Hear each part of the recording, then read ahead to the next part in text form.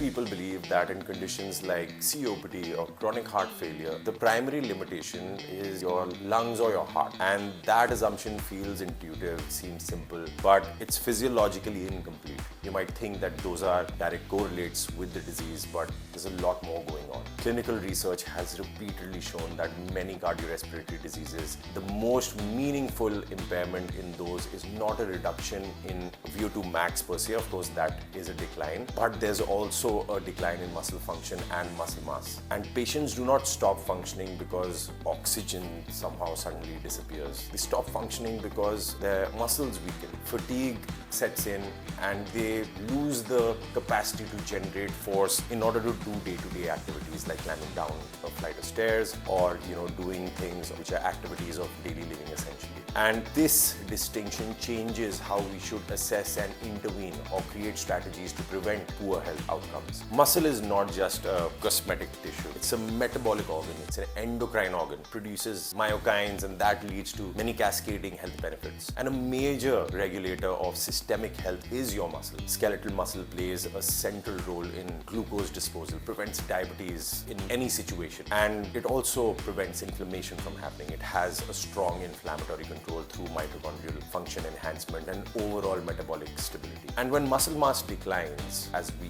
age, can happen due to denervation or cachexia when you have illnesses, the body becomes metabolically inefficient and fragile. That's where energy efficiency drops, inflammatory burden increases, and functional independence goes for a toss. Like you need help getting off a toilet seat or from the ground, or you might just avoid getting down a flight of stairs or something like that. This is why studies have shown that muscle mass and muscle strength are not just indicators of morbidity, they are predictors of mortality, and there's an actual life quality associated risk where you almost stop doing your activities of daily living. Yet despite this, rehabilitation and disease management programs often default to low intensity endurance exercise, and they'll say, just go for a brisk walk or mild jog or just some low intensity cardio based exercises. And these aerobic exercises have value. It's not that they're bad, but it does very little to reverse muscle wasting. It does not provide sufficient mechanical tension, nor does it meaningfully stimulate anabolic signaling. It does not restore strength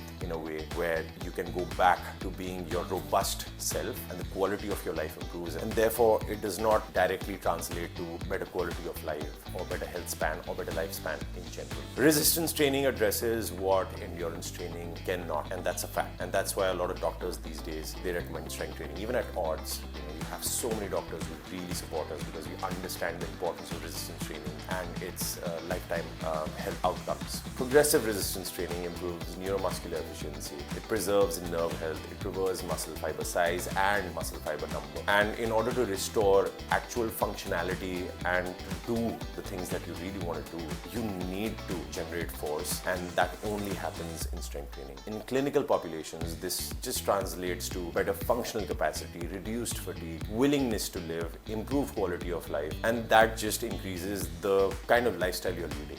You won't be a sedentary individual, and sedentary lifestyles directly correlate to reduced longevity. This does not mean using maximal loads with reckless, stupid intensity. Of course, exercise needs to be done under supervision. And first and foremost, you want to create stability. That's there in the book Outlive by Dr. Peter Attia as well. This is not about choosing between safety and strength. It's about applying the right stimulus at the right dose. And when training is prescribed correctly, strength will support function. It will support longevity. It will support stability, reduced risk of falls, rather than compromising it. So the whole idea that strength training can be risky, reckless, and cause lots of injuries is an age-old concept. In this day and age, when you have all the best individuals to support you, to guide you correctly, I think it's a great hack and a great tool to improve the quality of your life, your metabolism, and also to increase your longevity and lifespan.